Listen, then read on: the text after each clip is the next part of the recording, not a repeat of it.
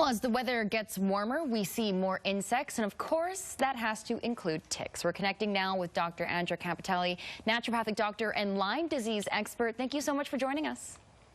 Thank you for having me. Always a fun topic, right? So let's talk about Lyme disease.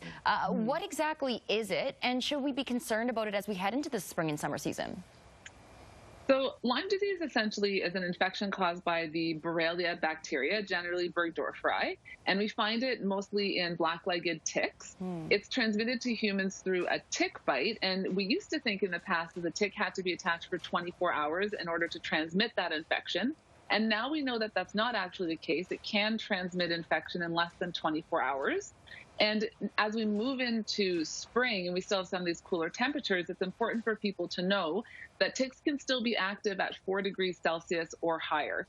So it is still a concern even as we have some of these cooler temperatures. So if you live or work in rural areas and you can't hike, spend time up north, it's really important to understand prevention and then also what to do if you do find a tick. That's a great point. We were talking about temperatures on the show earlier and wondering basically how they could survive and in what temperature. So let's talk prevention now.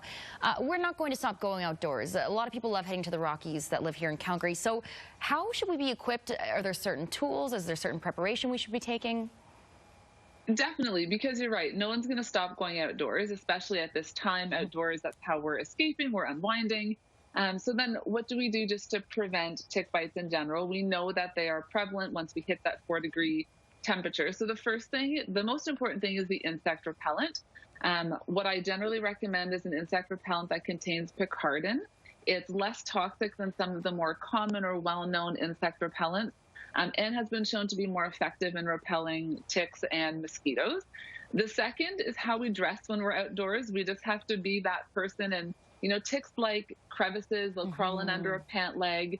They'll embed in the, in the base of your hairline or under a belt. So you want to be that person with the socks over the edge of your pants, something covering the cuffs of your sleeves and shirts tucked into your pants, hat on, even a hood of some kind. And then you want to make sure that you're doing tick checks. If you've been out north or up north and you're outside, make sure that you're looking for ticks because they're so tiny.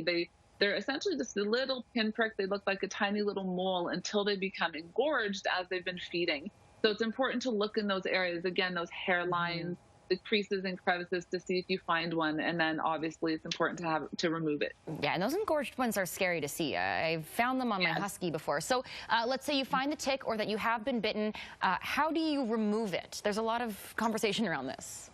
There is a lot of conversation about that. So that's the most important thing, removing a tick. You don't want to use just standard common tweezers. You want to use a tick removal tool similar to this. And as you can see with this removal tool, there's a little bit of a prong. You want to slide it underneath the tick, and then you twist slowly and remove the tick. And I always encourage people who are hiking, camping out north to carry these in their backpack. You also want to carry a little vial. If possible, you want to keep the tick. Take that to your family doctor. If you're not in your local community, take it to a walk-in clinic. Because you can actually get that tick tested to see if it actually contains Lyme. And then there are some local companies or private companies that you can send the tick off to be tested as well.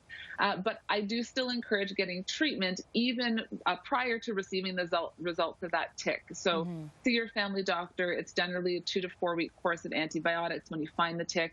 I do think that that's really important just to prevent those long-term symptoms from developing if you've contracted Lyme and didn't get those symptoms right away. Yeah, absolutely. So we have run out of time, but I did want to make note, this comes from both a professional and personal standpoint for you. You have had Lyme disease. You'd always encourage people to advocate for themselves? Absolutely. I've had Lyme disease. It's really important to understand that it can be a condition that's hard to recognize, hard to treat.